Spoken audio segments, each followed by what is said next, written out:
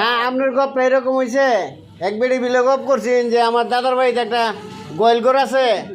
এই মাথা থেকে দূরতে গেলে এই মাথা 6 ঘন্টা লাগে বুঝছেন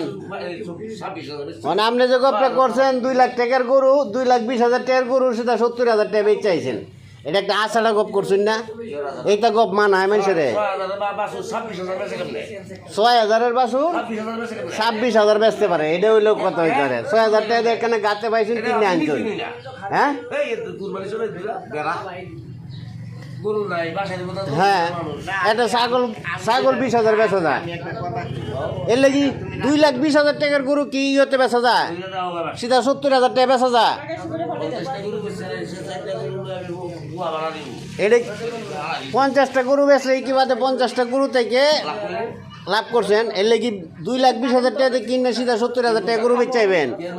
এটা কি গরু এটা আশাটা গপ করি না দেবে কি করবেন মানে এটা কি ফালাই দিবে